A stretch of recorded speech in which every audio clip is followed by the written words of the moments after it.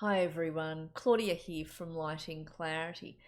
Today I just wanted to follow on in Spirit Talk to do with relationships again. I actually want to talk about soul contracts a little bit, and this might be something that may help somebody out there with what I'm going to say. It's just an organic talk today. I've got Archangel Michael who's just popped in as I start this video today. So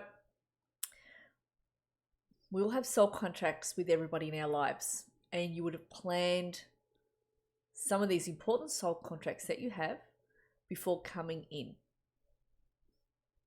to do with that particular person or those people. Now, we have soul contracts because we are here to teach one another and we're here to learn from one another. That is why, and the purpose of why we have soul contracts with others, essentially. Quite basically. Now, soul contracts do end with certain people on earth, and you can think about people you've had in your life that perhaps the friendship isn't there or the relationship finished. It's because the contract ended. Now, sometimes we hold on to a relationship longer than we are meant to. Sometimes you can feel that there has been a completion in that relationship, but you're holding on, or they're holding on to you. And often that can play with your health when that is the case. It can cause physical health, physical damage, if you like, really, as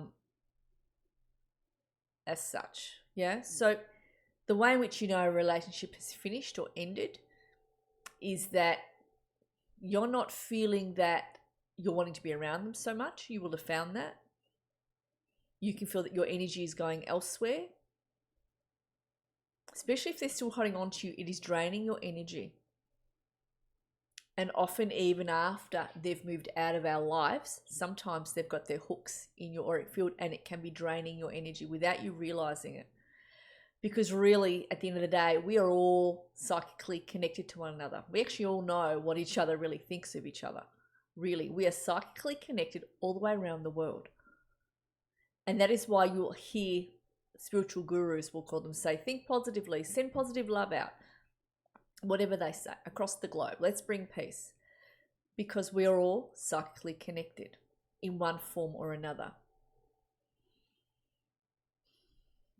So when you're on a spiritual journey, and I've seen this in my clients lately, and I've seen it over the years in clients, that people will sit in front of me and say, Claudia, I don't feel the same way I did in my relationship to my boyfriend or to my husband, to my spouse. I've done a lot of growing over the years. When you're on a spiritual journey, what occurs is you actually start to feel different to those around you, because what was closed to you before has been opened to you now. So it's like the curtains that were over the eyes have been opened up, and you start to see the world differently. You start to see life differently to how your spouse sees it. And often, thank you, Michael, it's often about you're coming into who it is that you truly are. You're peeling off those layers. And made you feel different to your children, different to your spouse.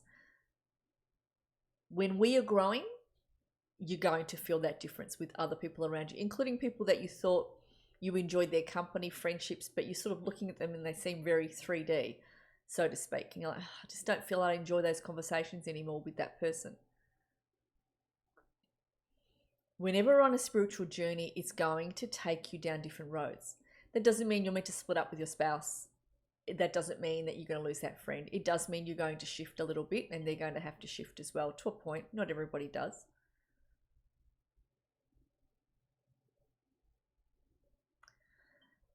So, what I wanted to say here, and I've written some points.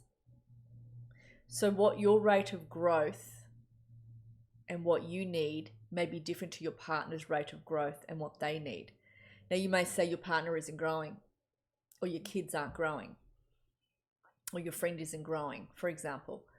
If you're seeing small things within them where they're giving up smoking, for example, they're growing, or they're choosing to do a course of some sort, they're growing, or they've had a realization about something small, they're growing.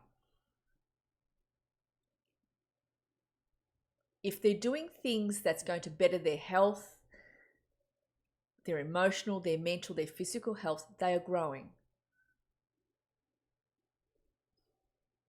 And the other thing is, I will say to you, it is really important that they do not make you responsible to heal them in any regard. We're all responsible for ourselves. We can support our spouse, but at the end of the day, and support our kids, but we can't force them to drink. You can take them to the pond, but you can't force them to drink the pond. But here's the thing, and I said this to a client recently, and I've said it over the years. They said, with me healing, because she's doing soul alignment sessions with me. With me healing, will that help my family members in the home? And yes, it does. When you heal, those you live with indirectly are affected. It's like it opens up a small opening in their aura. It's like a key is placed and it opens up in their aura. A drop comes in of a realization they didn't have before. Because you change the energy within the house by you changing, by you growing, by you opening up, by you concentrating and focusing on yourself, on what is it you can do to be of better health. That'll affect everyone else in the house because it uplifts them indirectly. It changes the energy within the home. That doesn't mean that you're going to be able to change everything completely for everyone. Far from it, no. But you are their teacher. By leading by example, really.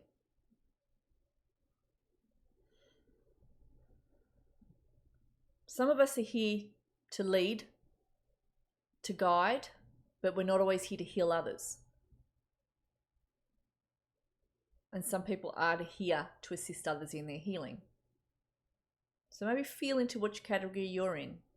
Are you here to lead, to guide, to catalyze?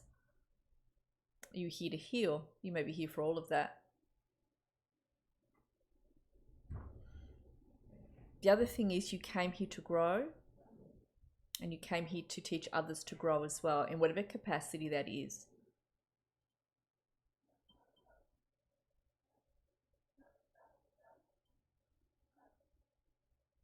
If your partner supports you in your growth, they don't put down the times that you want to meditate for you, they don't put down times where you're reading your spiritual books, they're not making fun of that, they're not putting down what you believe in, and that's a partner that's growing, that gives you that space to be who it is that you are. That's important.